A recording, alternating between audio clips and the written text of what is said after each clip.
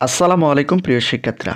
তো ইতিমধ্যে তোমরা জানো যে বাংলাদেশে নতুন কারিকুলামে বা নতুন শিক্ষা ব্যবস্থায় পড়াশোনা কিন্তু চলতেছিল। ইতিমধ্যে সরকার কিন্তু পরিবর্তন হয়েছে। সেক্ষেত্রে এই নতুন কারিকুলামের শিক্ষা ব্যবস্থায় কোনো পরিবর্তন আসবে কিনা, একই সঙ্গে তোমরা জানো যে কোনো শিক্ষার্থী যদি এসএসসি পরীক্ষায় ফেল করে তাহলে সে কিন্তু কলেজে পড়ার সুযোগ পাবে। এই ধরনের কিন্তু নতুন শিক্ষা ব্যবস্থা চালু করা হয়েছিল। তো এই নতুন শিক্ষা ব্যবস্থায় কি কি পরিবর্তন করা হবে বা কোন কোন বিষয়গুলো পরিবর্তন করার জন্য আবেদন করা হয়েছে সেটাই কিন্তু আমি তোমাদের এই ভিডিওর মাধ্যমে জানাবো।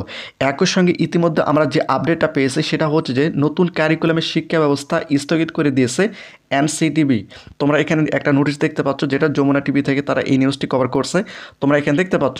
তো বিষয়টা হচ্ছে যে নতুন কারিকুলামের কোন কোন বিষয়গুলো পরিবর্তন করার জন্য আবেদন করা হয়েছে সেটা তোমাদের একটু পরিষ্কার করে দেয়। তো তোমরা যারা ভিডিওটি দেখতেছো অবশ্যই ভিডিওটি বেশি বেশি করে শেয়ার করে দাও। তো আমি তোমাদের একটু দেখাই।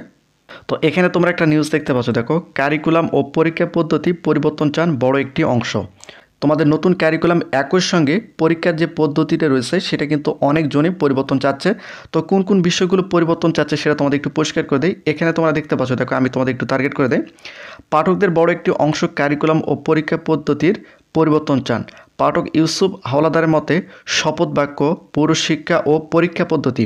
তো ইতিমধ্যে তোমরা জানো যে কোন শিক্ষার্থী যদি এসএসসি পরীক্ষায় ফেল করে সে কিন্তু কলেজে ভর্তি হওয়ার সুযোগ পাবে, এমন একটা নিউজ কিন্তু ইতিপূর্বে আমরা করেছিলাম। এই যে নতুন কারিকুলামের যে সিস্টেমগুলো রয়েছে এগুলো কিন্তু অনেকটাই পরিবর্তন চায়। একই সঙ্গে পরীক্ষার যে পদ্ধতি রয়েছে সেটা কিন্তু পরিবর্তন চাচ্ছে।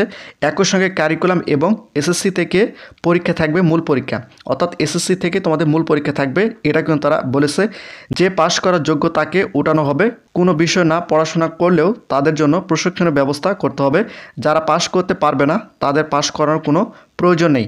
রেহানা পারভিনও চান নতুন কারিকুলামের পরিবর্তন। তো বিষয়টা হচ্ছে যে তোমাদের নতুন কারিকুলাম পরিবর্তন হওয়ার সম্ভাবনা সবচেয়ে বেশি।